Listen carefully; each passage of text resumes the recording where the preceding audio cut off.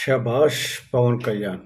నిన్ను నమ్ముకున్న నీతి, నిజాయితీ గల పిడుగు హరిప్రసాద్కి ఎమ్మెల్సీగా అవకాశం ఇచ్చావు. నిజంగా ఎన్నో సంవత్సరాల నుంచి మీకు తోడు నీడగా ఉంటూ ఎన్నో సలహాలు ఇస్తూ జనసేన పార్టీ ఎదుగుదలలో కొంత పాత్ర పోషించిన హరిప్రసాద్కి న్యాయంగా దక్కాల్సిన పోస్టుని మీరు ఆయనకి కానుక ఇచ్చారు, ఎమ్మెల్సీ కానుక ఇచ్చారు.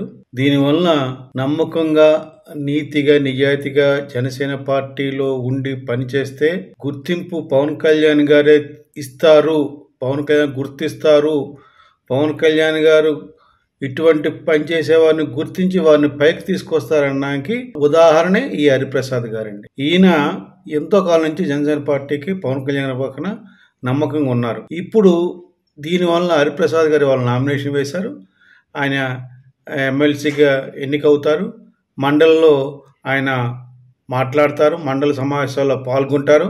ఇప్పుడు మనకి జనసేన పార్టీ తరఫున మన ఎన్నికల్లో ఎమ్మెల్యేగా అంటే అసెంబ్లీలో, ఎంపీలుగా పార్లమెంట్లో, అలాగే ఇప్పుడు శాసన మండలిలో కూడా జనసేన పార్టీ యొక్క వాయిస్ వినిపిస్తారు. జనసేన పార్టీ తరఫున హరిప్రసాద్ గారు వాయిస్ వినిపిస్తారు శాసన మండలిలో కూడా. అంటే మనకి శాసన మండలిలో, శాసనసభలో, పార్లమెంట్లో మన జనసేన పార్టీ ఉన్నదని నిరూపితమైందండి. ఎందుకు చెప్తున్నా అంటే ఇంత జనసేన పార్టీ ఇంత ఇదిగా పురోభివృద్ధి చెందడానికి పవన్ కళ్యాణ్ గారు తన యొక్క ఆలోచన వ్యూహంతో సాధించిందని నేను తెలియజేస్తున్నాను.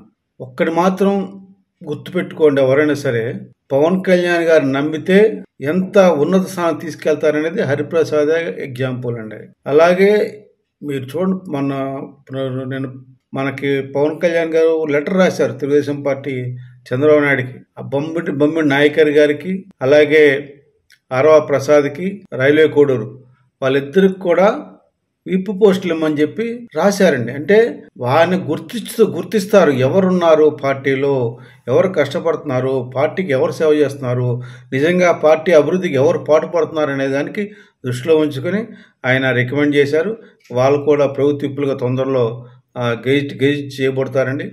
నేను చెప్పేది ఏంటంటే, నమ్మిన వారికి పవన్ కళ్యాణ్ గారు ఇలా అందలం ఎక్కిస్తారు. అందలం ఎక్కించడం కాదండి, వాళ్ళు కూడా బాధ్యతే. కానీ ఆయన నమ్మిన వారికి ఎంత సహాయం చేస్తారు అనేది తెలియకోసం ఈ విషయం చెప్తున్నాను.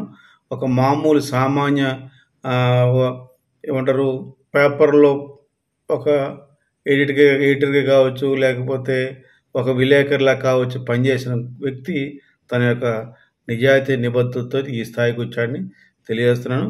మనకి అందరికీ గుడ్ న్యూస్ ఏంటంటే జనసేన పార్టీకి మనం శాసన మండలిలో కూడా జనసేన పార్టీ ఉందని తెలియజేస్తున్నాను. ఒక్కసారి గమనించిన తెలుగు ప్రజలారా, పవన్ కళ్యాణ్ గారు ఎంత మంచివారో మీరు ఈ యొక్క చిన్న ఇదే ఉదాహరణ దీని ద్వారా మీరు గుర్తిస్తారని అనుకుంటున్నాను.